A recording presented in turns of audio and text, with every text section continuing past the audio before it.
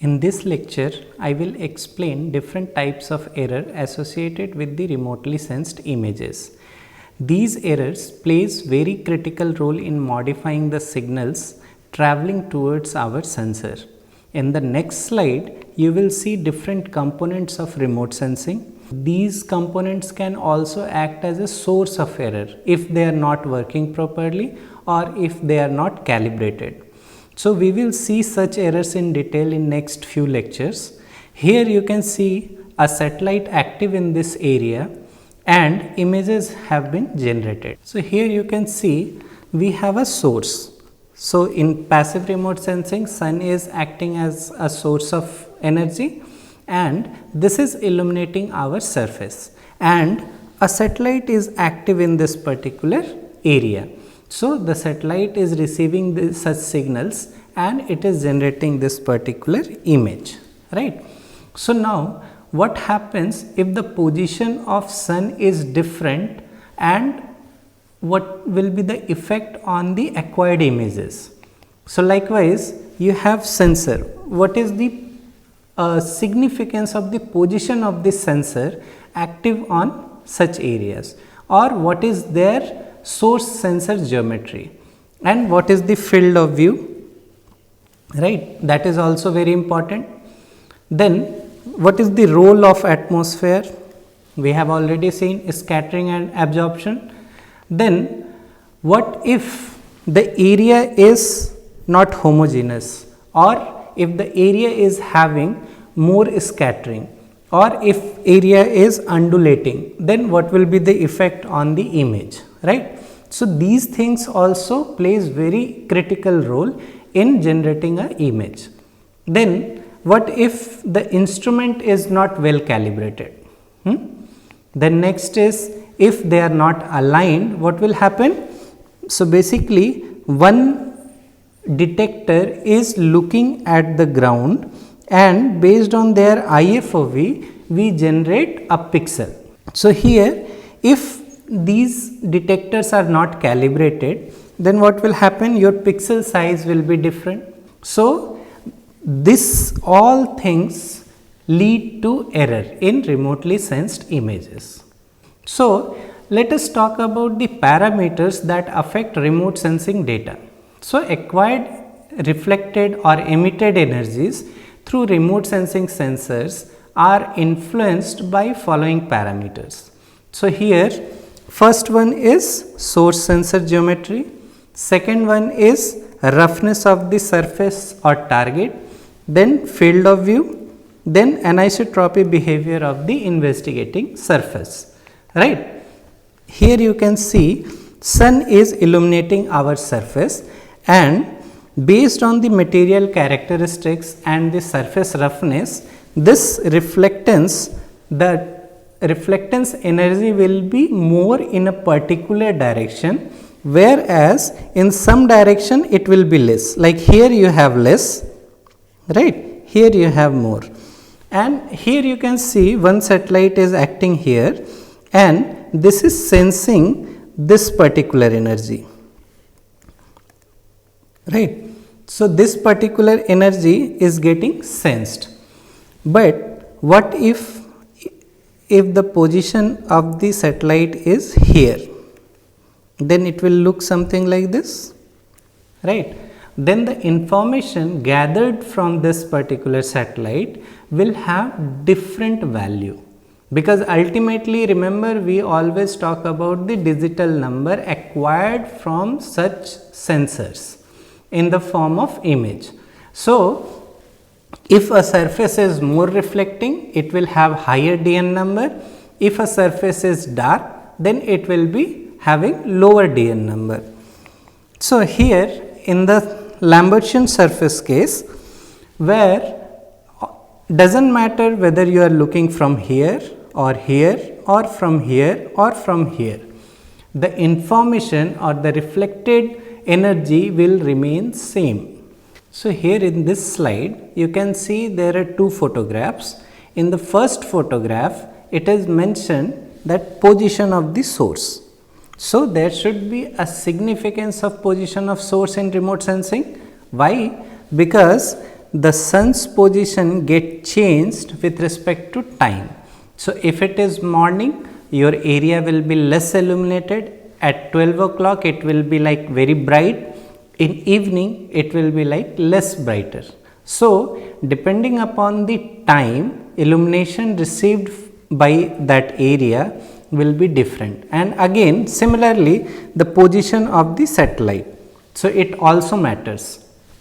So, what is the geometry of sun and source and the satellite? So, here you can see in this case the field of view.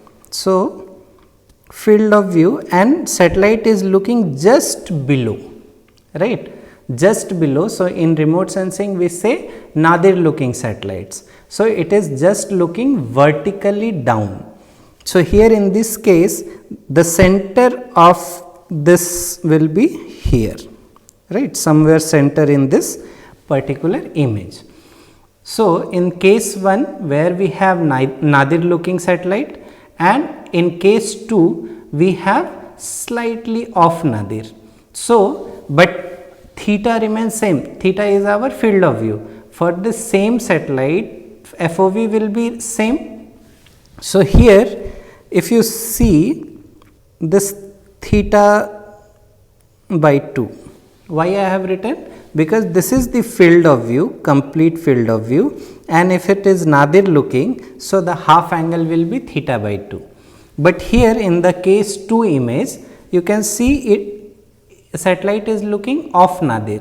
So, if you draw a perpendicular, then it will not be like this part will not be theta by 2. So, in this case what will happen? The pixels generated near to your nadir will be in a good shape like a square, but if it is going away it will be more rectangular, right. So, such things occur or such thing happens when we have irregular surface and different field of view or different angle of the measurement, right. So, that is why I have written source of this source sensor geometry. So, here source sensor geometry matters a lot.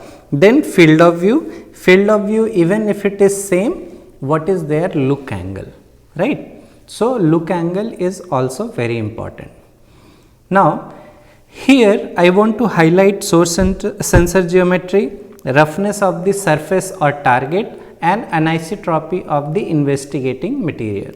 So, you have a surface and then you have sun as a source and which is illuminating the surface, and then sensor is receiving the energy, right.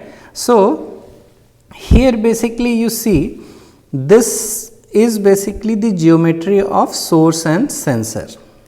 So, what happens if it gets changed, if it moves from here to here?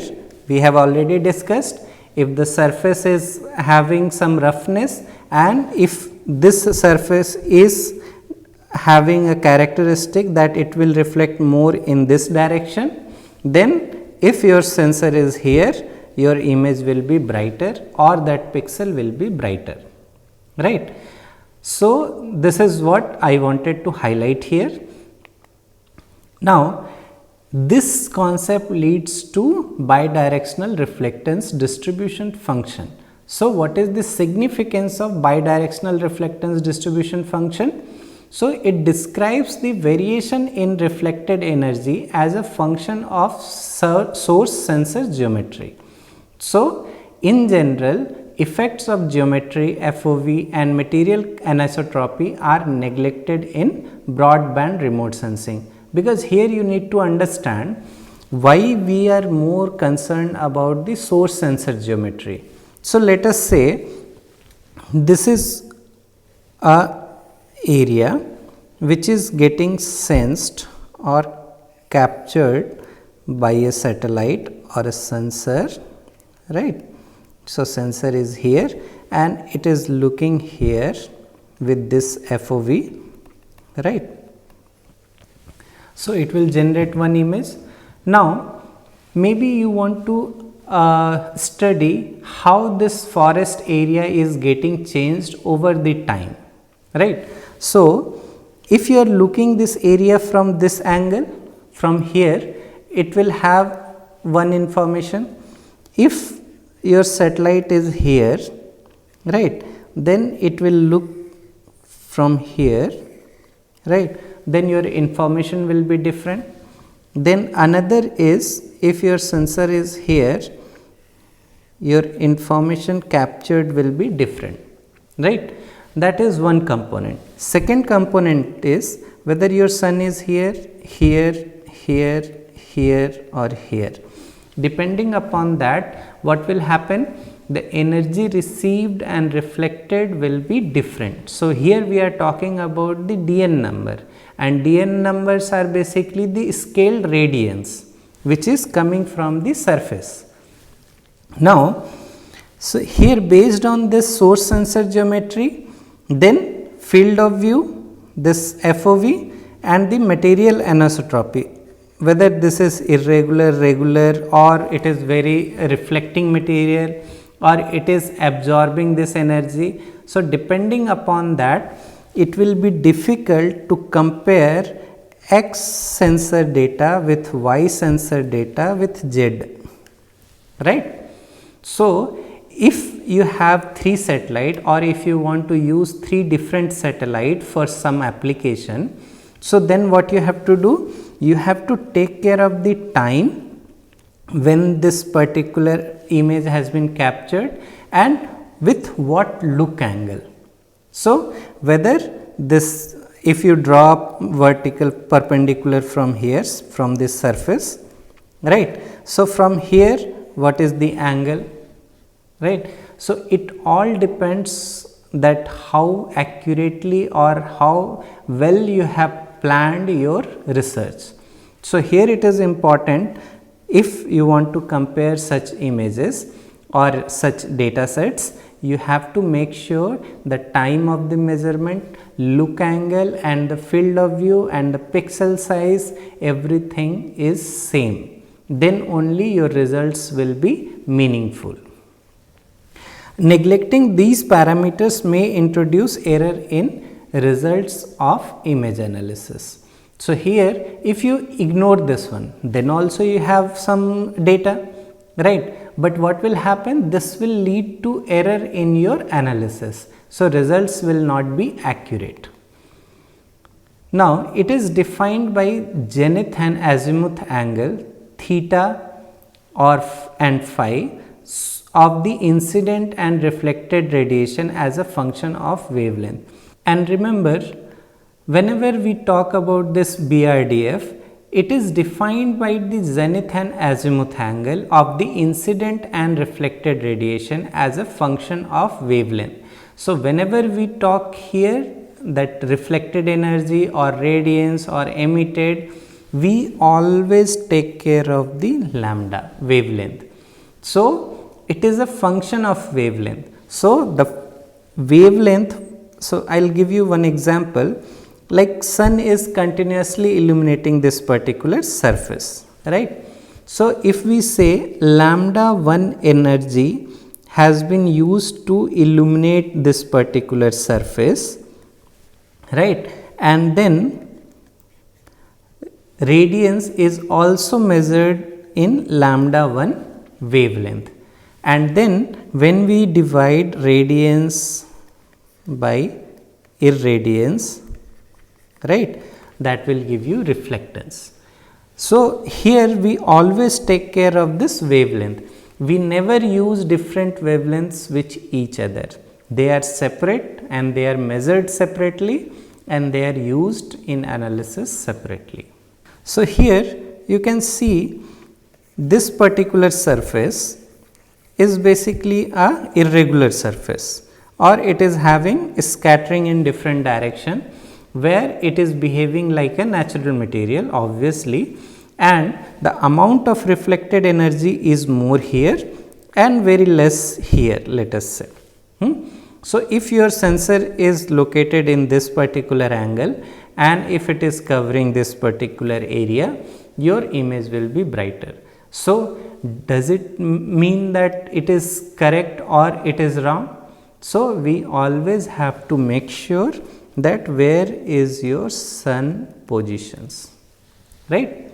Then again, what is the importance of this particular concept in upscaling?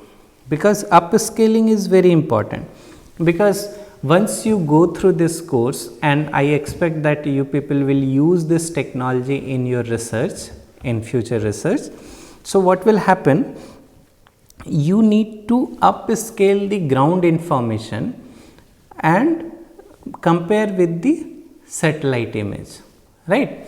So, here we have different sensors available for ground measurement also, and the same sensors has been used to put up in the space, right.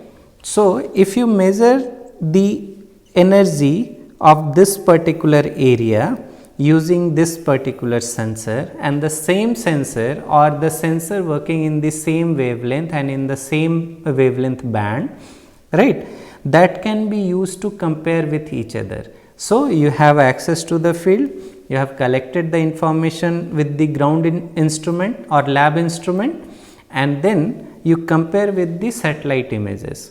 So, what will happen? You may have access to this particular area, but you cannot access this whole area, right. So, what you will do? You will characterize this particular area, and then you will establish a relationship to resolve this whole area, right. So, this is the advantage with remote sensing, that you do not have to go to all the places, but you have to calibrate, or you have to produce the accuracy with respect to your ground information, right. So, here this BRDF concept is very useful. Suppose if you have captured this particular area from this particular angle, right, and you have a sensor which is acting in the same wavelength as this ground instrument is working. So, if you compare this with this, will it make sense? No. So, what you have to do? You have to wait, or you have to find a data which is acquired from this particular angle, right. So, if these two are same, then you can upscale this ground information to satellite scale, right. But if you do not take care of this angle and source sensor geometry, what will happen? Your information derived from this data will be wrong. Now, BRDF, how do we define BRDF, right. So, BRDF is calculated using this. Now, where LR is the surface leaving spectral radiance, right, and it is having a unit of watt per meter square per steradian per micrometer, and E is the spectral irradiance, that is watt per meter square per micrometer. So, here you do not have angle, right. So, in that case what will happen? Because ultimately BRDF is basically reflectance. How do you calculate reflectance? So, based on this angle, you will have this watt per meter square per steradian per micrometer angle, right, this unit. But here when you measure the irradiance which is coming from this particular sun, what will happen? You will not have steradian. So, in that case your resultant value, the reflectance value, or I would say BRDF value, will have steradian unit, right. So, till now I was using the term like reflectance, radiance, irradiance, emittance, right, and reflectance has no unit, but reflectance has no unit if you have taken care of the source sensor geometry. If you have not, then what will happen? You will have this unit left with your output data. So, that is why it is very important to understand this BRDF and BRF, So in the next slide I will tell you what is BRF. So in BRF this remains same, but only thing is here there is a new term added, Lambertian, right. So here basically how we captured this radiance reflected values using this sensor. Now how do we measure this irradiance? That is different here, because if you remember I explained the concept of Lambertian surface. So you have a Lambertian surface where you are illuminating this particular area, target, and the reflected value will be same in all the direction. So the amount of energy measured using a Lambertian surface will be same in all direction, right. So if you have used Lambertian surface here, then we call that downwelling radiance, because till now I was using the term irradiance, right. So irradiance, when you put this sensor here and you measure what is the incoming energy, right, and then we call it irradiance. But in case if you have not directly looked at sun, what will happen? How will you calculate or how will you measure this irradiance? So in that case what will happen? You have to find a way to measure this irradiance. So in that case we use this Lambertian surface.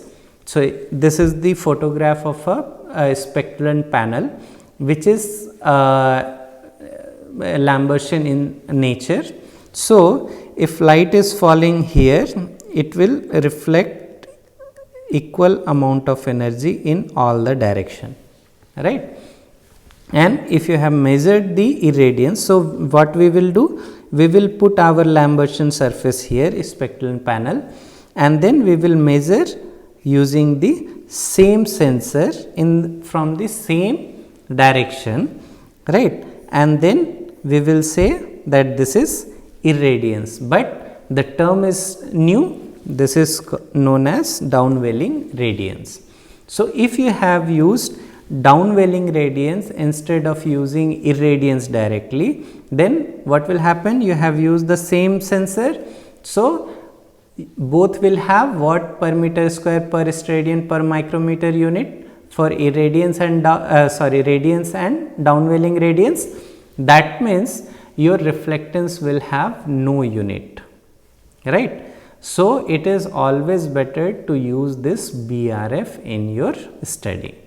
So BRDF depends on wavelength and therefore is determined by the structure and optical properties of the surface, such as shadow casting, then multiple scattering, mutual shadowing, transmission, reflection, absorption and emission by surface element, facet orientation distribution and facet density. So in the second point, the BRDF ignores subsurface scattering and assumes that the light striking the surface at some point will be reflected from that same point, right.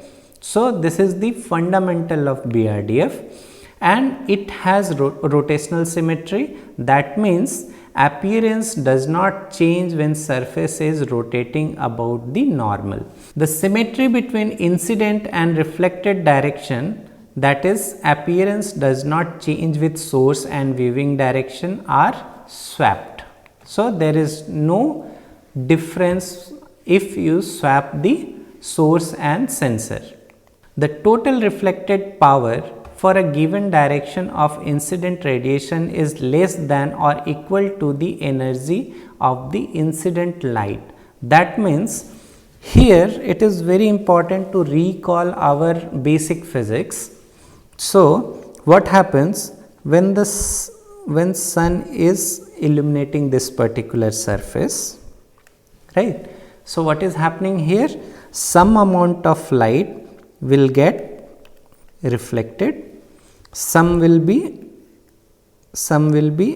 absorbed some will be transmitted, right, and if it is absorbing, what will happen? Some amount of light will be emitted afterwards. And here you may have some scattering. So, here what the second point says, the total reflected power for a given direction of incident radiation is less than, because we measure only reflected one or backscattered one or the emitted one. So, here basically we are not measuring the other parameters. Now, you have to understand what do we measure.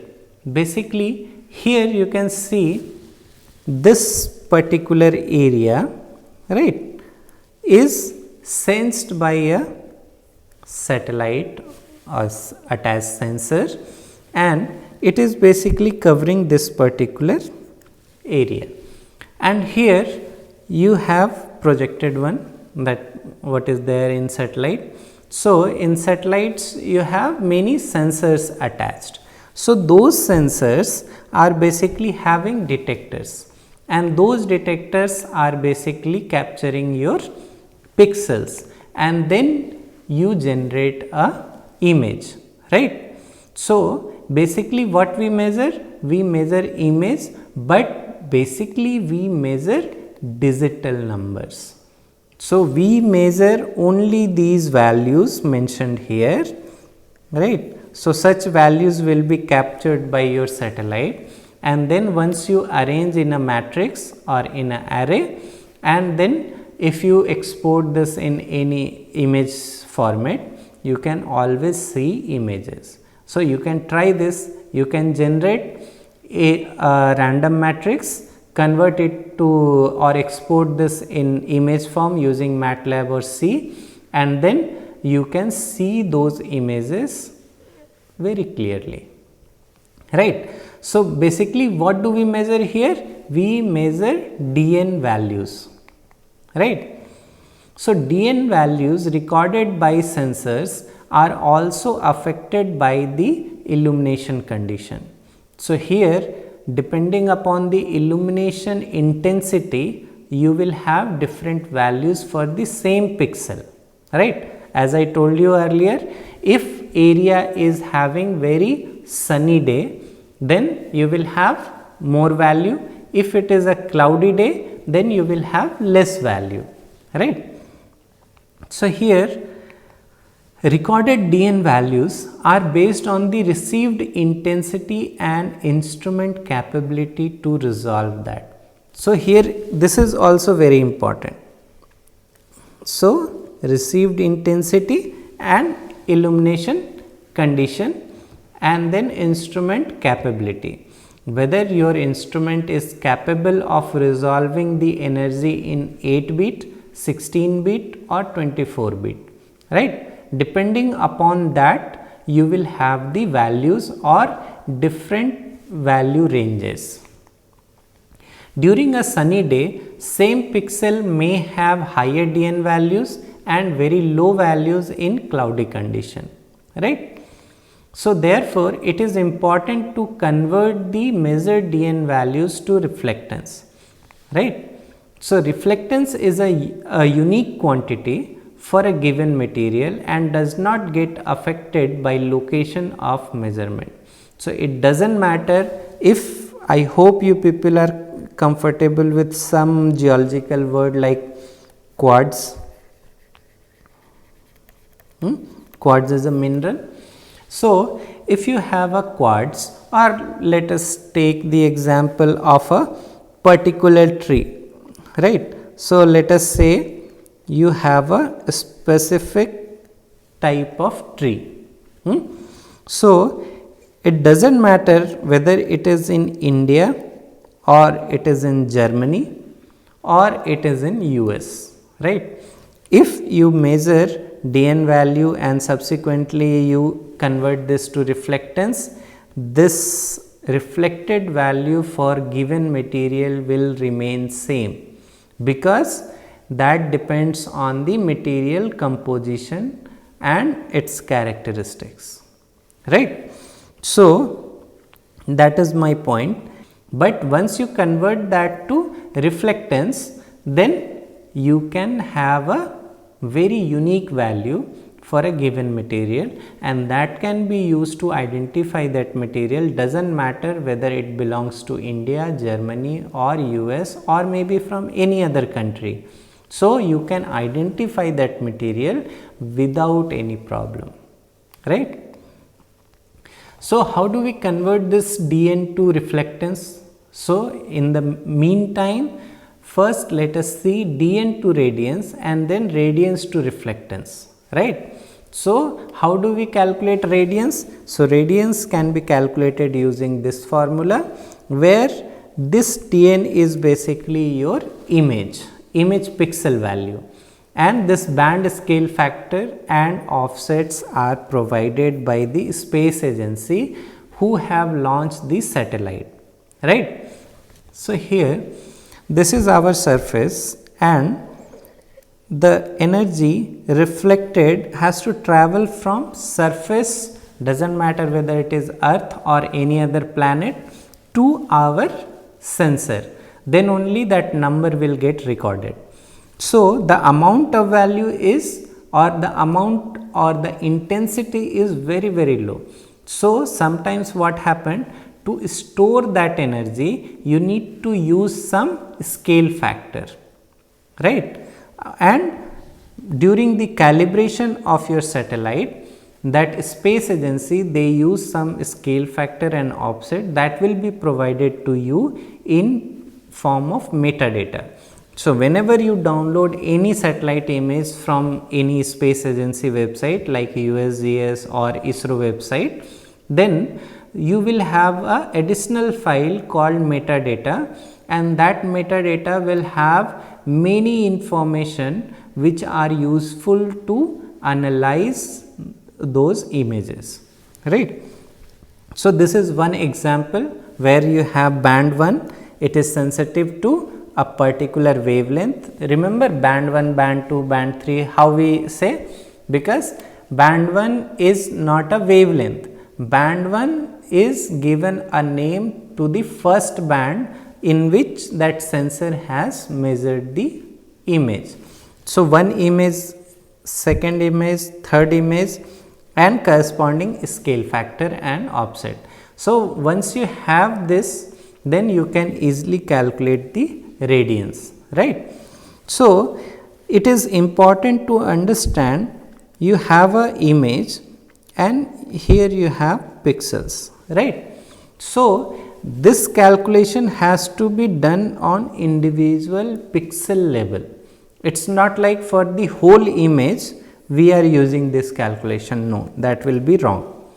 You have to use pixel level calculation. So, pixel level means the value which is assigned to this particular pixel into band scale factor plus offset, right. We have next equation which is to calculate calibrated radiance, right, where we use L max, L mean, right, then Q cal mean plus L mean, then Q cal max, Q cal mean. So, what are they? Basically L max is high gain, L mean is low gain, right, then Q cal mean is 1, Q cal max is 255, Q cal is the DN value. So, basically this is your DN value, right. So, you can put your DN value here and all the other information like L max, L mean, that is provided by your space agency in metadata file. Now, here this is basically you have to decide. So, you should, when you download the image, you should know what is the resolution of this image, spatial, spectral, radiometric, right.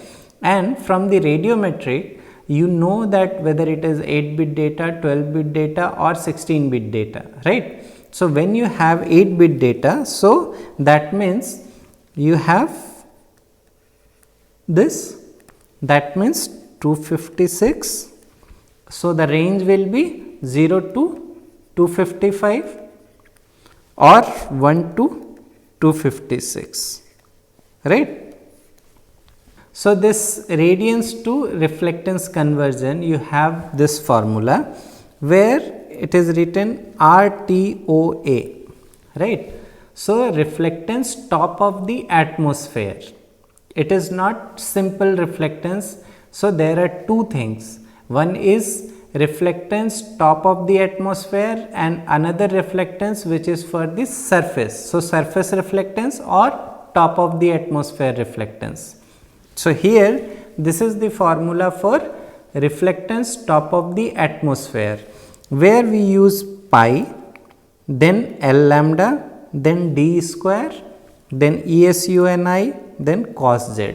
So, here pi value is known, then L lambda is spectral radiance, again I am talking about the pixel values of the image.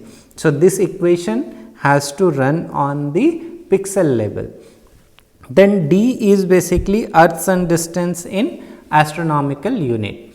Then ESUNI is mean solar exoatmospheric irradiance, that is again provided by your space agency, and Z is the solar zenith angle. Again you have to derive this based on the available data in the metadata file. We will see. Now, Earth Sun distance. So, for every 15 days we have already calculated the Earth Sun distance in astronomical unit. So, remember d, but there in equation we have d square. So, if it is 365, then it has to be squared. The mean solar value calculated by integrating the relative spectral response of each band and the solar radiance over wavelength. So, basically you have to understand what exactly I am trying to say here. Like, this is the surface, this is your source and this is your sensor, right. So, this is actually wrong because your sensor will be somewhere here, right, and here you have atmospheres. Now, what is happening? The sun is illuminating this whole area.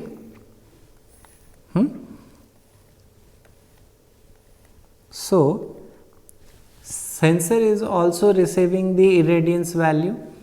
So, and this is away from our atmosphere. So, what it does is it also measures the irradiance value received at that particular time during the measurement of this image, right.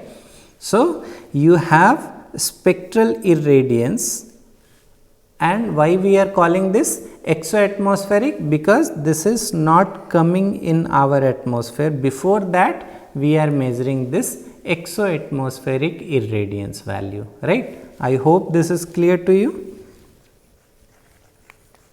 So, for different satellite or for different time of measurement, we have different ESUNI value, right.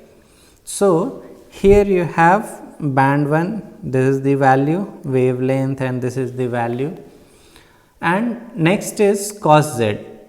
So, cos z is basically solar zenith angle, and in the metadata file you will have solar elevation angle. So, if you subtract with 90 minus solar elevation angle, that will give you solar zenith angle. So, that will be Z. This is for Landsat image. So, these are the ESUNI values, right, and for Aster image, this is the ESUNI value. It is available in the website. So, you can always go to NASA JPL website and you can see all these values available, and these values are basically given by these researchers, right. Now, what are the different types of errors? So, first we need to understand what is the source of error. So, sun is continuously illuminating our surface. So, what is happening? First thing we have already seen, that source sensor geometry. Now, From this geometry, effects you have already understood. Now, this energy which is coming from this particular sun is entering to our atmosphere, and then what will happen? It will first interact with our atmosphere, then it will reach to our surface, and then it will get reflected, right? And that radiance value will be recorded by our sensor, right? Now, if we consider our atmosphere opaque, like there is nothing, then there is no problem. But actually we have clouds, we have atmospheric constituents, dust particle, gases, water vapor, and they are also playing very critical role in absorption and scattering. So, what will happen? You will have some error or reflected radiance here from these two, right, and that will also get recorded along with this reflected energy. So, what is happening? And you already know that path radiance, we give this name to this particular extra energy, right, and that will get recorded. And then we measure at sensor radiance. So, at sensor radiance is basically having the reflected energy from the surface as well as the path radiance from the atmosphere, right. So, here you have to understand, like if we talk about scattering, so shorter wavelengths are affected more from this scattering, whereas the longer wavelengths relatively they are free from scattering, right, if it is reflected or emitted, right. So, this is the fundamental. Now, we have to see what are the different types of errors. So, this satellite is giving this particular image, and image is basically nothing but the DN values. So, now here we will go one by one. Source of error, first one is atmosphere. I hope you have understood this. Then geometric error, then topography. If it is a hilly area, what will happen? Then radiometric errors. So, in radiometric errors, basically that explains the error related to this instrument, like if the instrument is not calibrated, suppose if it is delayed by 5 seconds, or if any of the detectors from that array is not working temporarily, then what will happen? Then source sensor geometry, material property, and the field of view. So, first one is topographic error. So, topographic slope may introduce radiometric distortion to a remotely sensed image, and for that we do cosine correction. Correction is based on illumination, which is cosine of the incident solar angle, right. So, here you can understand this. If this is the normal, right, normal to this particular surface, and sun is located here and it is illuminating this one, and sensor is here. So, what is happening here? We assume in the image it will appear like this is a horizontal plane, but it is not, because it is having this slope, right. So, how do we correct or how do we remove this angle, right, slope effect on the images? So, for that we use this formula, and where again whatever equation I am showing here, so basically that includes pixel level calculation. So, here LH is the radiance observed for a horizontal surface. So, this we need to calculate, because we assume that whatever we have captured, that is horizontal, because we project this like this, right, in our image, but that is wrong. Directly we cannot say that this is horizontal. And LT is radiance observed over slope terrain, and which is basically raw remote sensing data, and this is sun zenith angle, and then sun incidence angle. So, this is how we are going to remove the effect of slope from a remotely sensed image, and then we say this is LH. LH is basically radiance observed over a horizontal surface, right. The next is geometric distortion. So, mode of acquisition and platform plays significant role in remote sensing. They may introduce geometric distortion in the image, and geometric distortion occur when we attempt to accurately present the three-dimensional surface of the earth as a two-dimensional image, right. So, this is very important, because when you are looking from the top, you are removing the effect of slope and local topography, and we say that everything is 1 pixel, right. I will give you one example, like this is a surface, and here you have some houses, right, and here you have some trees, and here in this area you have a hill, right, and here also you have a house, and here you have some trees. If your sensor is here, and then if it is capturing this particular area with a particular field of view, right. So, what will happen? Your image will look like this, right. Here in the center you will have trees, here you have house, here you have house, but what will happen, this particular detector which is located in the center will see accurately this particular tree based on their IFOV. But what will happen to this particular plane? Here your pixel will be not square, because we always define our spatial resolution in square, like 1 meter by 1 meter, 23.5 meter by 23.5 meter, or 30 by 30 meter, or 60 by 60 meter. But here if you see, if it is capturing this particular area, so this will be something like this.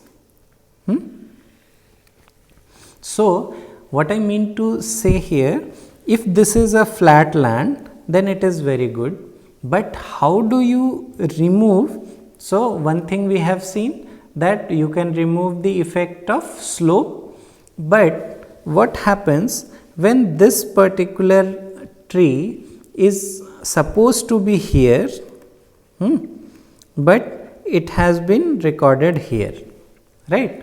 Why? Because of the topography or change in the plan form, right. If your sensor is located here and it is looking at this particular area, for some reason if it had come down for maybe 1 kilometer or for 1 meter, what will happen? With the same FOV it will look less, right. And during the measurement, if it happened, then what will happen? Your image will have distortion, right. So, this is very important to remove all such errors, geometric errors from your remotely sensed image. So, source of geometric errors are like the perspective of sensor optics, the motion of the scanning system, how it is moving, if the orbit is defined, like if it is a low inclination angle orbit, and if it is moving at particular x velocity, and if it has changed slightly during the measurement, then what will happen? This pixel which was supposed to be like this, it will be like this, right. You can imagine this one, this is very simple. The motion and instability of the platform, the platform altitude, attitude and velocity, we will see in detail all these things. Then terrain relief, right. Then the curvature and rotation of the earth. So, this is very important to understand from where we are getting this geometric errors. So, these are the source of geometric errors. So, in geometric correction what we do basically? So, it removes the geometric distortion and place individual pixel at their proper map location. So, here remember I have mentioned map location. That means let us start from very basic. When you capture one image, what happens? You capture DN values and these values are basically a pixel in your image.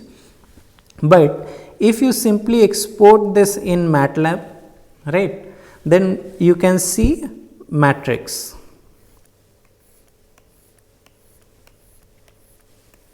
And values are nothing but the pixel DN numbers, right.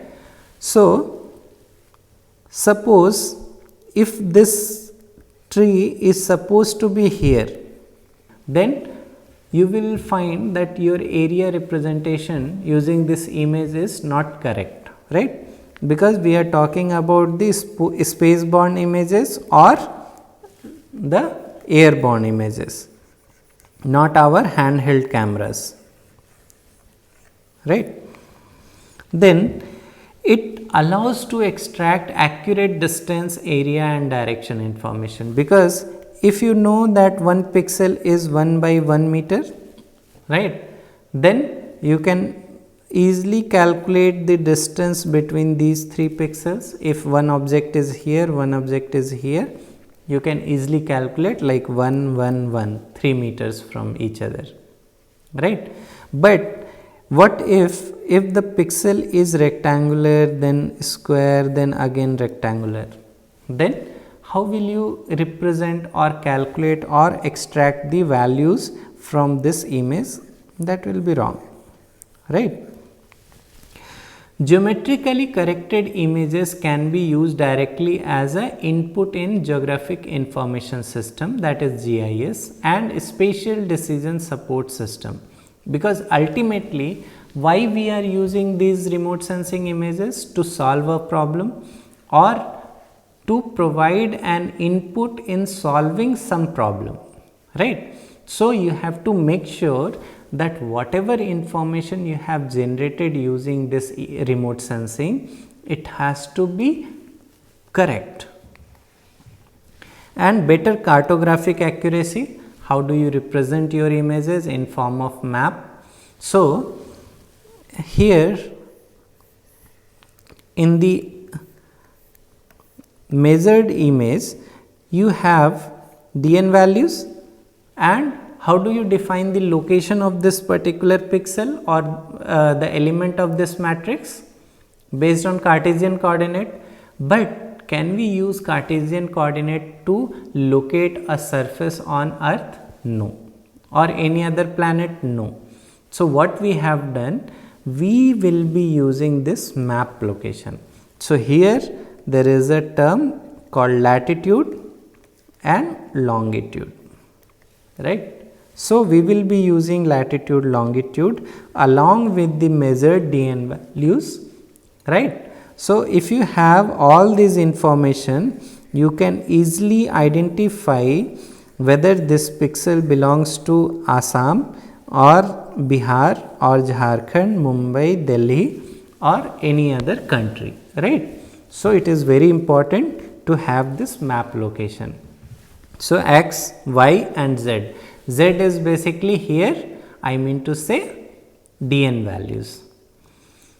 Useful to analyze multi-temporal data of different spatial resolution. So, if you have measured an image of maybe a IIT Guwahati campus on 99, let us say January 1st January 1999. Then second image 01/01/2000, right.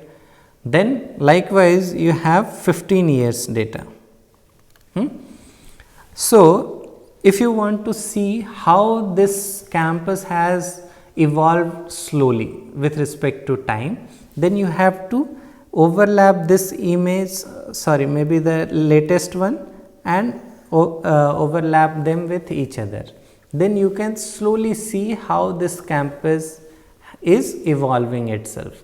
So, how this new construction, how this new park or buildings are coming up. So, this is only for the example, it can be any area. So, here basically what I mean to say, multi-temporal data of different resolutions, spatial resolution. So, if your image is geographically or geometrically corrected, then you can easily identify the changes with any other image, right. Geometric error in satellite image are grouped into internal and external errors. So, we will see in details like what are these internal and external errors and how do we remove them and how do we perform geometric correction for a given image, right. And then next one is atmospheric error. How this atmosphere is giving error in our remote sensing and how it is getting removed from this. So, you can see one image here, it is having some haze, right. So, this haze we have to remove in order to use this image. So, if you remove the atmospheric components from this, then this will be like this, right. So, we will see how we can remove atmospheric components from a remotely sensed data, because we cannot avoid our atmosphere, our clouds. So, they will be there during the acquisition. Sometimes if we are very lucky, you do not have clouds, right. This is another example where you have a image with again atmospheric error, and when you remove them it will look like this, right. I have few more examples, like this is another example, right. This is another example. So, this why I have put all these images, so that you will have a feeling like what kind of error do you get because of the atmosphere and how do they appear after we remove the atmosphere, right. So, it is a process by which the effects of atmosphere on the satellite or airborne images and it can be removed, right. The atmospheric correction method can be grouped into two major categories, that relative atmospheric correction and where you have two further subcategory like scene based or scene plus ground based, and then another one is absolute atmospheric correction. So, in relative atmospheric correction what we do, we use some fundamentals and some object identified in this scene itself, and we have some information from the ground and we correct the images. But in absolute atmospheric correction, we exactly measure the values of the atmospheric constituent during the measurement of such images, and then we model the atmosphere and then we remove all the values added by the atmosphere in the image, right. There are various methods that can be used to achieve absolute and relative atmospheric correction that we will see subsequently, right. So, atmospheric correction incorporates amount of water vapor, aerosol distribution and scene visibility, and the spectral profile of vegetation shows a better reflectance in NIR region after the correction. So, if you see, this is a reflected image, right. So, what we did, we captured DN values, then I have converted it to radiance and then converted it to reflectance, right. And for a given pixel, let us say this red color is vegetation and this pixel is having this spectral profile. How we are getting this spectral profile? Because remember, a satellite gives many bands, right, So band 1, band 2, band 3, but we cannot see all of them together, right? To generate color images, we need 3 bands to assign in red, green and blue, and then we generate this kind of image, right? But in the background, you may have 10 different bands. So for this particular pixel, right, you have 10 values, and those 10 values are plotted here. So this is reflectance value and this is the wavelength. Now if you remove the atmosphere from this, then what will happen? Your spectra will be more accurate, right?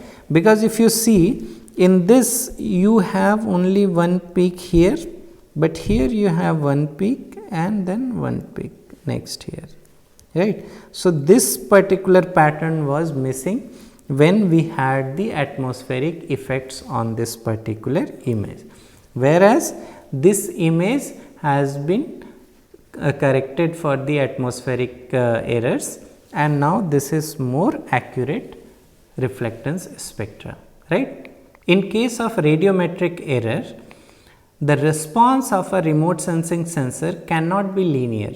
Sensor launched for remote sensing essentially go through pre-launch and in-orbit calibration, because this calibration values, do you remember, gain, offset, everything, to in order to change or to convert this dn value to radiance, radiance to reflectance, we were using all the information from this calibration, right?